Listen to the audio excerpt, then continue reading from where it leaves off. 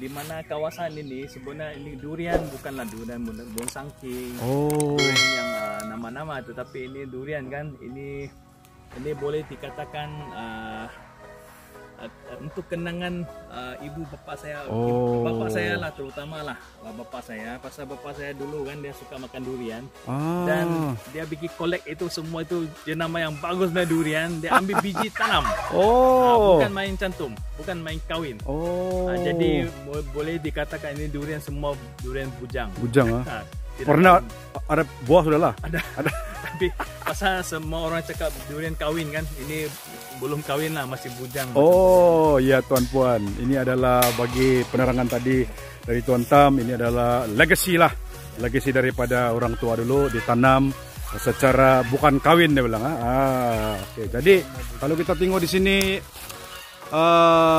durian orchid nih memang bagi saya walaupun ada beberapa pokok ini kalau sudah buah-buah, kamu ada turis kamu datang sini boleh juga kamu menikmati ya hasil di sinilah. Di sini juga saya piara angsa, itu ayam mutiara, ayam turki, atau juga arnab untuk apalah, untuk sebagai satu tarikan Ya, pelancongan. added value lah kan. Ya. Ya, dan ya kalau kita tengok di sana ada apa sudah ayam sudah ini tadi? Ini ayam mutiara. Ayam mutiara. Oh, saya pun first time dengarnya. Dia ada bekasan sama Turki kan ya? Lain ah? Tidak juga lah, tapi dia lebih kurang. Ya, itu dia ayam mutiara, ayam mutiara. Nah, itu ayam mutiara. Alah, dia berapa nampak sini ayam mutiara. Ayam mutiara. Ayam mutiara. Lepas itu di sini juga ada teki ya. Teki yang paling bisinya. Teki ya. Ini cakap satu, dia jawab dua. Dia balas pantun ah. Dia pandai balas pantun. Ya, dan tadi kita nampak angsa sana. Kalau di kebun kita piara angsa, di mana orang tua cakap kalau ada angsa kurang sedikit ulah. Oh ya, saya ada dengar juga itu. Mungkin ada juga kemungkinan dia lah. Yang Ya. telur masin tuh di sini juga kan? Kamu ada proses juga kan? Telur masin tidak sudah. Tidak Pasal sudah? kalau itik kami biar kos agak tinggi. Oh. Kalau itik kita mau piara, kita mesti mau piara secara komersial lah. Di mana kita dapat kasih kurang itu, coba kasih kurang itu kos, kita baru dan nampak itu margin itu dari itu ikan itu. Oke. Oke. Ya. Bila kamu stop itu apa ini? Itik tuh. Ada 1 tahun sudah. Oh iya kak, habis. Ya. Last time saya datang sini, I think 2 years ago masih banyak kan? Masih ada, ya. Pasal ini itik kan, kita dari segi kita tengok kalau kita penjagaan dia agak sensitif. Di mana ada sedikit perubahan itu makanan, dia tidak akan hasilkan telur. Oh iya kak? Ya. Wah. Nampaknya macam ada sedikit pilih-pilih bah. Oh, Ya. pandai Jadi juga dia. bagi kami kan kadang-kadang kami terpaksa mau mengarah itu pekerja yang jadi tukang kasih makan. Ada yang tidak suka, dia tidak senang hati. Jadi itulah. Ya, dan itulah dia punya keuntungan tidak begitu lumayan lah. Kita piara tidak banyak. Tapi permintaan untuk telur masin tinggi juga? Memang banyak. Itu telur masin. Sebenarnya hasil pertanian kita memang saya rasa tidak pernah ada apalah, tidak ada kelebihan lah. Memang sentiasa kekurangan. Tetapi pada hawas-hawas yang tertentu memang ada masalah lah.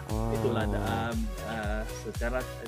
sebagai contoh, limau kasturi, limau kapas, itulah kalau masa musim terlampau banyak, harga dia menjunam jatuh. Itulah kita terpaksa mau kasih proses.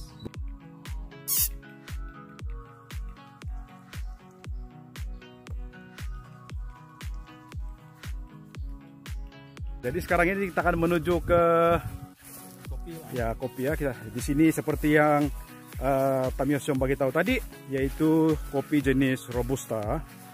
Ya, robusta. Dan kalau kita pergi di Kiau, ada juga orang tanam kopi sana, tapi di sana Arabica sebab dia ada sejuk.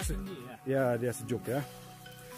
Ya, dan kalau kita tengok di mana-mana saja sudut kawasan di sini ada ditanam dengan tanaman-tanaman yang mereka pikirkan sesuai, ubi kayu, serai, lampun dan sebagainya. Di sini juga ada tarap, di depan tuh ada tarap. Ya, kalau di Semenanjung, buah ini dorang bilang buah hutan, dorang tidak perlu pandai makan lah. Tapi bagi saya, selain daripada memakan tarap yang masak, tarap ini juga sesuai, paling sedaplah dibuat sayur, apalagi dicampur dengan ikan masin dan sebagainya. Memang sehingga menjilat jari, dia bilang lah. Oke, jom kita tengok kopi. Sekarang kita akan masuk ke kawasan penanaman kopi ya. So ini dia kopi-kopi yang coba cerita sedikit. Ya, kopi jenis Robusta. Robusta. Nah, ini kopi jenis Robusta. Dan ini kopi, nah ini boleh dikatakan ya, kopi yang juga kopi ya. Yang apalah, yang hasil tinggi lah, pasal dia dekat, dan dekat, dan dia banyak buah. Ya. Padat. Jadi ya itulah sebenarnya bagi kopi kita sini. Kalau kita membaca itu maklumat yang dibagi, kita dapati tahu Indonesia punya kopi setiap tahun dia punya hasil adalah 760 kilo per hektar. Dan di Vietnam adalah lebih kurang 2 hingga 3 ribu kilo per hektar. Dan yang paling tinggi di Brazil, di mana mereka boleh mencapai 4.000 kilo per hektar. Bermaksud kalau kita kira di sini, sebenarnya pernah saya mengumpul data, sini sebenarnya kita boleh sampai satu angka yang agak luar biasa. Tetapi kita ambil satu hitung panjang lah, average, di mana saya rasa kopi Tenom kita boleh rasa-rasa sampai 5 tan per 1 tahun. Itu bukan sesuatu yang mustahil lah. Ya. Sebenarnya Tenom memang kalau dari segi kopi, kopi Tenom memang terkenal dalam tahun 60-an, 70-an. Hanya disebabkan oleh datangnya koko pada masa itu, koko yang ganti kopi. Lepas koko diserang penyakit, kelapa sawit yang ganti koko. Dan kopi telah diabaikan. Dan itulah sebabnya sehingga sekarang Malaysia setiap tahun mengimport 1.5 bilion ringgit kopi dari luar negara lah. Jadi sekiranya kita dapat membantu kerajaan ataupun petani-petani tempatan untuk mengembalikan nama kopi Tenom, saya rasa itu sesuatu yang amat bermakna lah. Betul. Pasal di samping mengurangkan bio import, dan kita boleh tolong menambah pendapatan orang-orang kampung. Kalau macam tadi Tuan Tam mention dari Thailand, dari Brazil dan Vietnam, kebanyakan kalau kopi di sana jenis apa? Robusta kalau dari di Indonesia dan Vietnam, Robusta yang banyak. Robusta. Kalau di Brazil, Arabica. Dan kalau kita tengok populasi kopi sedunia, sebenarnya Arabica yang lebih banyak. Robusta adalah kurang sikit. Tetapi kita cita rasa di Asia sini masih di Robusta. Kalau dari segi nilai kopi, Arabica lebih tinggi. Lebih tinggi. Tapi bagi kita tidak payah risau ini pasaran kopi. Karena kopi merupakan komoditi yang kedua besar di dunia selepas petroleum. Di mana kita menjangka mengikut data yang diberi setiap hari 2.5 billion cup cawan kopi diminum setiap hari di seluruh dunia. Jadi memang kopi mempunyai satu pasaran yang besar lah. Betul.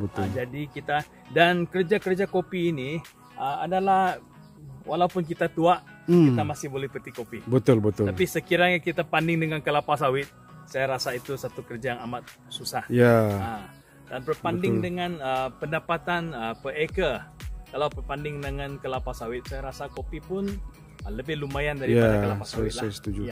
Pasal kelapa sawit satu ekar 1 bulan baru satu tan lebih, paling maksimum. Lagipun kalau preliminary development untuk palm oil plantation ni, dia punya cost sangat tinggi lah. Ya, maksud saya itu maintenance. Maintenance kalau untuk jaga kelapa sawit tidak begitu tinggi dan dia tidak juga banyak perlu tenaga manusia. Tetapi masalah dia, kelapa sawit saya rasa memang pun jadi satu isu juga lah ya. Ya, betul. Supaya kita panjang lebar. Ya, betul. Tapi kalau untuk kopi khas untuk Tenom, pasal kebanyakan pekebun sini pekebun kecil. Ya. Jadi tidak begitu berbaloi kalau mereka usahakan kelapa sawit. Ya, lebih betul. berbaloi bagi Kopi mereka ya? untuk kopi. Ya, 1-2 eka betul. ataupun 2-3 eka. Ya, kalau kita tengok dari segi kaitkan dengan pelancongan, tidak dapat dinafikan bahwa Tenom sangat famous dari segi pelawat pelancongan kopi Tenom, the brand sudah macam kopi Tenom. Yes. Ya, sebenarnya Tenom dari tahun 60-an kopi Tenom sudah terkenal. Tapi kalau kita imbas kembali sejarah kopi di Tenom, kopi Tenom bermula tanam pada tahun 1926. Oh, lama yang sudah. Yang dibawa oleh kerajaan British. Tetapi masa itu kita menanam kopi Arabica. Dan pada tahun 1955 kopi Arabica diserang penyakit, dan pada tahun 1956 kopi Robusta dikenakan di Tenom, dan sehingga sekarang lah. Ya. Jadi walaupun sekarang kopi Tenom adalah memang kurang, tapi kopi Tenom namanya masih terkenal. Betul. Dan itulah, ini tugas kita juga, dan kita bersama-sama Jabatan Pertanian lah, kita kasih usahakan ini kopi. Oke. Itu dia tadi serba sedikit tentang history ya. Ya, ini dia kopi. Ada biji yang saya nampak merah-merah saya tadi. Ya, itulah kalau sekiranya kita merupakan itu pekebun kecil, kita dapat menuai kopi secara memetik kopi yang masak.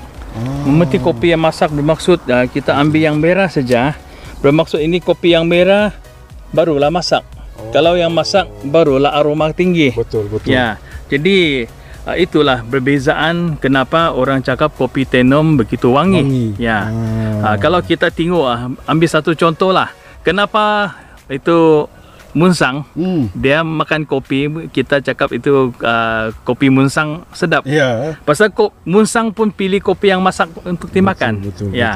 Jadi dia punya clue bila kita proses kopi ini kenalah yang masak. Yes. Dan bukan yang mentah. Pasal kalau kopi yang mentah, bisa kata dia buah sebenarnya tidak masak. Kalau tidak masak bermaksud kalau kita paksa kasih giling dia mana ada wangi. Ya, betul. Itu seperti apa saja buah lah. Buah pisang kita makan yang mentah pun tidak sedap. Apa saja buah pun sama. Jadi kalau buah tengok ini, kalau buah yang mentah kan, dia biji dia pun masih belum jadi. Kalau kita paksa mau pun belum jadi. Kalau kita tengok ini yang sudah masak, dia punya kopi bean sudah jadi. Inilah kopi bean. Ini kopi bean kalau setelah sudah kasih kering, kita giling, kita goreng, jadilah kopi. Itu dia punya kulit tuh.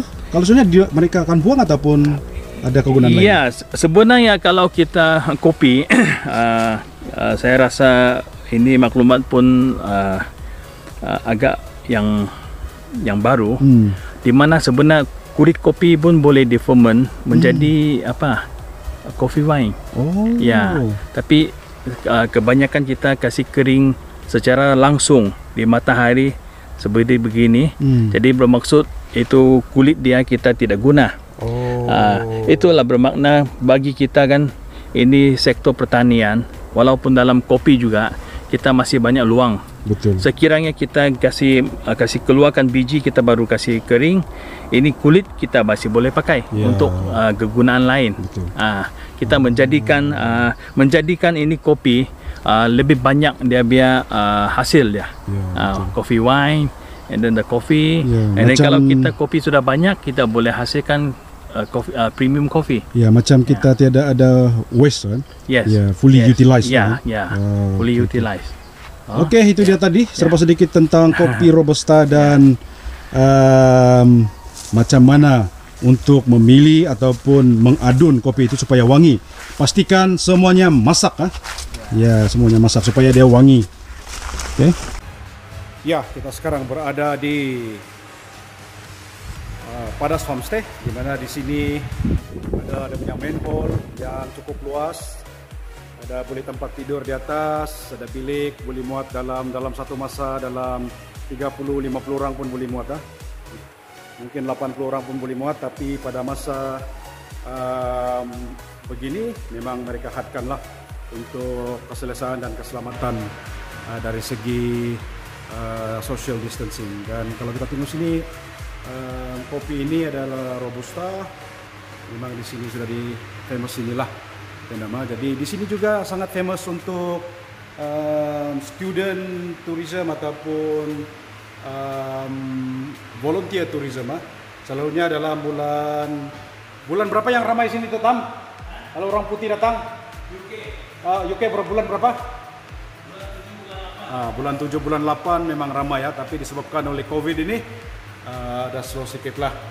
So mereka akan tinggal di sini dan membuat kerja-kerja community, experience, community lifestyle, agriculture dan sebagainya lah ya di sini ya.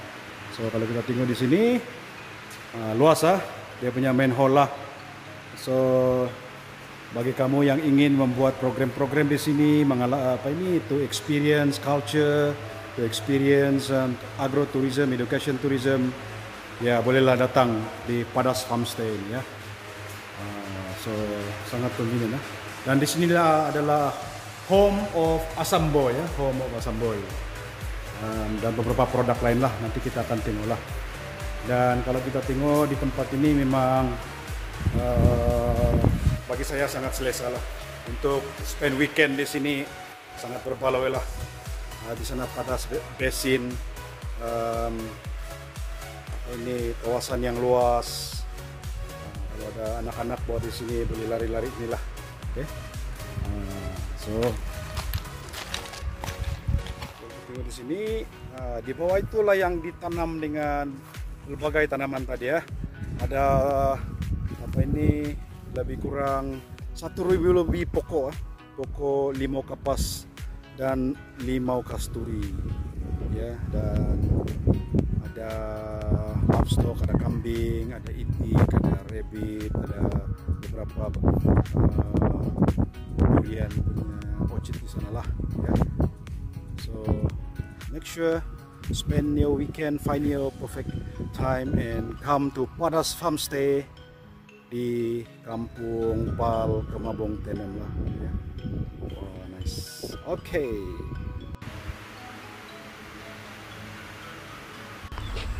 Ya, sekarang ini kita akan diberi penerangan tentang end product yang ada di Padas Farmstay ini yang akan disampaikan oleh Tuan Tam Yosiong. Ya, silakan, Cok. Ya, ini Assam Boy. Assam Boy kami menggunakan limau kasturi sebagai dia bahan yang utama, dan kami menggunakan gula brown sugar sebagai apa dia lah. Okay. Betul lah, sedap. Jadi produk ini tiada apa-apa itu bahan pengawet. Okey. Jadi yang penting yang tadi kami pun ada kasih tahu, ini limau kasturi kami langsung pun tiada pakai apa-apa racun serangga. Organik organik. Okay. Dan memang macam mana kita minum boleh yang sejuk, boleh yang panas. Kalau kita sakit kerongkong macam hilang suara, kita minum panas. Kalau kita lepas berjogging ataupun lepas exercise, minum sejuk. Ini bagus untuk kasih bagus suara karaoke ya. Ya memang. Pasal limau sebenarnya kalau dari segi khasiat ataupun dari segi kebaikan untuk kerongkong, memang orang-orang tua memang menyesuaikan limau kasturi. Ya, tapi ini kita sudah tersedia. Kita tidak payah mau bikin campur gula lagi. Kita ambil satu sudu, tambah itu sirap itu sama itu limau, boleh minum sudah. Macam dia plug and play ya. Yang penting sekarang saya harap kalau di Tenom, kalau ada juga petani atau pekebun yang ingin tanam ini buah limau kasturi, kami boleh sama-sama kasih usaha untuk mengembangkan ini industri hiriran buah-buahan di Tenom secara khas dan untuk Sabah secara jadi warga Tenom kalau boleh bekerja samalah dengan Padas Farmstay untuk merancangkan lagi pertanian di Tanam ini ya. Itu memang kita biar hasrat dan untuk kita maju bersama. Ya. Oke. Oke. Ada lagi produk yang lain? Ada lagi. Ya, ada mari lagi, kita tunggu lagi. Mari. Ya, itu dia tadi satu saranan yang bagus bagi petani-petani yang ada di sini. Kerana pertanian itu satu perniagaan, dia dapat meningkatkan sosioekonomi menjadi pendapatan kedua, dan jika dimasukkan kepentingan ataupun elemen-elemen pelancongan lagi mantap ya. Dan produk kedua ada lagi di sini yang telah tersedia ada. Ya, ini adalah ini adalah satu produk baru. Okey. Ini dalam kebelakangan ini tahun 2018 selepas saya melawat Taiwan, kami nampak itu teknologi sana, kami cuba bawa balik di sini, dan ini adalah essential oil dari limau kapas. Okey, apa kegunaan dia? Kalau kita stres kah, kita tidak dapat tidur kah, ini bagus. Ini dia berwangi original, dan ini buah asasnya langsung tiada apa-apa chemical. Dan ini adalah 100% natural. 100% organik. Yes. Dan ini citron tea. Selepas kami memproses ini essential oil, ini buah dia kami bikin untuk satu minuman citron tea. Dan ini citron tea adalah dari asasnya dari limau kapas, dan dia biar kebaikan dia pun sama. Baik untuk kerongkong. Betul. Pasal macam kita batuk-batuk kah, kerongkong sakit kah, ini limau memang bagus. Kalau kita lepas berjogging, lepas exercise, ini memang satu minuman yang refreshing lah. Jadi kalau macam ada yang di luar sana berminat untuk mendapatkan essential ini, di mana mereka boleh dapatkan ini? Sebenarnya ini minyak saya ada jual di Pick and Pay. Pick and Pay ini juga di sana. Jadi sana boleh dikatakan kami biar apalah satu tempat hub untuk hub untuk kami kasih jual Pick and Pay di lintas tu. Di seluruh seluruh KK. Okey. Di seluruh KK pun ada. Pick and Pay boleh dapatkan di Pick and Pay. Okey. Alright. Thank you. Next lagi? Ada lagi? Ya, ada. Ada lagi ya, itu dia tadi essential oil dengan produk yang satu lagi itu boleh didapatkan di Pick and Pay ya. Pick and Pay. Dan ada satu lagi produk yang telah diterangkan oleh Tamio Kong, yaitu di Herbal Garden tadi adalah memang tidak lain tidak bukan. Ini Makota. Makota sebenarnya ini kita masih minum secara tradisional, di mana kita ambil beberapa keping, kita campur dengan air panas. Ini memang bagus untuk kita kasih kurangkan kita punya kolesterol sama itu darah tinggi. Untuk bagi saya pun sama juga, saya tiap-tiap hari pun minum. Tapi itulah, hanya sekarang mungkin kita masih banyak luang kasih memperbaiki ini, pasal kita masih mau apply banyak teknologi.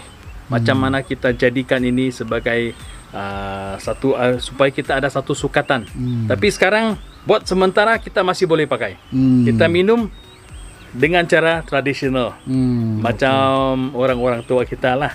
Ambil 3-4 keping dalam air panas, malam selepas makan malam kita minum, tidur. Ini memang bagus untuk kasih kurang darah tinggi. Untuk rendamkan di air panas itu mau tunggu berapa lama tuh? Sebenarnya yang paling bagus ada 15 minit. 15 menit baru minum lah. Ya. Minum dengan panas. Ini memang bagus. Pasal ini kan walaupun bagi kami yang darah tinggi, macam saya ada darah tinggi. Jadi saya minum, walaupun kita bukan anggap dia sebagai ubat, tetapi kita anggap dia sebagai satu suplemen. Itu penting. Jangan kita cakap dia ubat, ini tidak payah tengok doktor. Tapi ini suplemen boleh bantu kita banyak. Betul. Banyak kita boleh bantu. Kasih kurang itu kolesterol sama darah tinggi. Ya, Ya. itu dia tadi. Ya. Mahkota Dewa, ada essential oil, Ya. ada asam boy, apa satu tadi itu? Citron tea. Citron tea. Ya. Semua boleh dapatkan di Pick and Pay. Ini tidak di Oh, ini PMP. tiada. Ya. Ini kalau mau datang sini. Ya, datang sini. Mahkota Dewa kena datang di sini ataupun boleh kontak dengan Padas Farmstay untuk dapatkan Ya. stok Mahkota Dewa ini. Saya sendiri pun minum, Ya. Saya sendiri pun minum Mahkota Dewa ini, dan bagi saya selama saya minum ini sudah dalam 3-4 bulan, saya rasa sangat bagus lah. Sebab saya pun ada darah tinggi, dan untuk minuman tambahan, makanan suplemen sangat bagus untuk kesehatan lah. Ya. Oleh dari itu terima kasih kepada Tuan Tam. Terima kasih.